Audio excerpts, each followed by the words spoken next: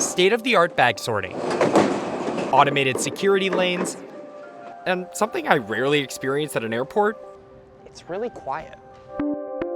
SFO just won WSJ's Best Airport of 2022, and I'm here to see why. So I toured the airport's newest space, the $2.5 billion Harvey Milk Terminal 1, to test out the amenities And go. and check out the logistics that helped SFO beat its closest competition, Minneapolis and Atlanta. We'll start behind the scenes. Let's do it. This is Ivar Sotero. He's the airport director here and my tour guide for the day. Okay, come on through. Thank you. So we are in the bag system underneath at Harvey Milk Terminal 1. This is the zone between when you drop your bag off at check-in and when your bag gets on whatever plane you're taking out of SFO. Exactly. This tote-based baggage system is the first of its kind in the US, and SFO says it's helping to smooth the airport's operations. Basically, every bag is paired with one of these white bins, or totes, each with their own unique identifying number, which allows the bag in the tote to be more easily tracked along its journey. Here we have the totes coming out, and the bags are dropping into the totes. This system can move up to 450 bags per minute. That's more than twice that of a traditional conveyor system. And SFO says it gets backed up less often than other baggage systems too. For travelers, I mean, it just, increases the chances that your bag is going to get to and from the plane as you hope. I sat down with my colleague, WSJ columnist Dawn Gilbertson, who spends a lot of time thinking about the traveler experience. After the nightmare summer a lot of travelers had with lost luggage, it's a bonus. But equally as important as how an airport routes bags is how it moves people. Terminal 1's layout helps with that. Just look at its 8 automated security lanes. They are both wider and longer than others in the airport. And you can see there's this island here, and so you can really just take your tray and move over to the island and give someone else an opportunity to see their bag. But if that's not enough space to tie your shoes, SFO has this 11,000 square foot space it calls the recompose area. That's just a fancy way of saying post-security.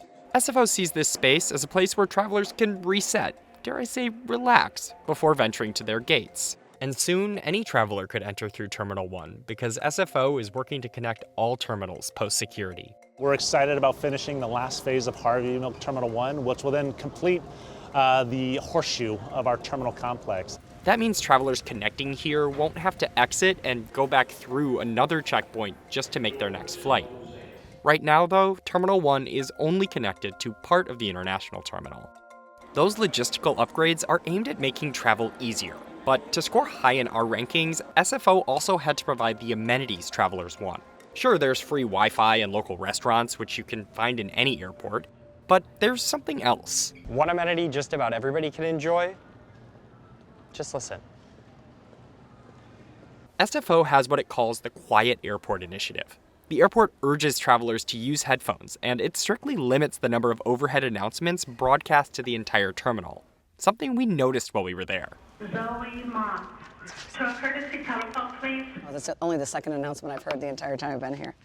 And one of the most popular amenities at SFO is its water refill stations. Travelers go through 32,500 gallons of water here each month.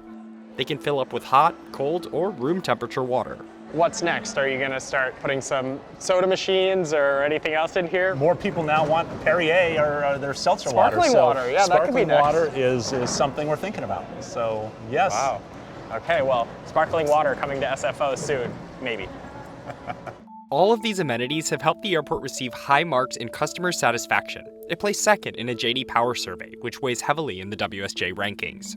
J.D. Power looks at 6 different factors, and it's everything from check-in, through security, through shopping and dining and baggage claim. We're talking about the things that travelers really interact with once they get to the airport. Exactly, yes. I mean, what a lot of us remember about an airport, besides whether our flight was on time or not. That's right, because those amenities are only really enjoyable to travelers who aren't angry about delayed travel.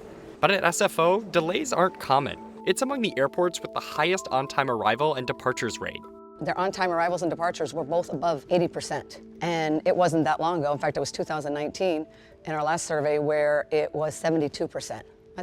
That's a big improvement for people. Still, those numbers don't tell the whole story. At SFO, travel has yet to return to what it was before the pandemic. Both passenger and flight volumes are still down more than 25%, according to airport statistics. The two big international markets out of San Francisco pre-pandemic were London and Hong Kong.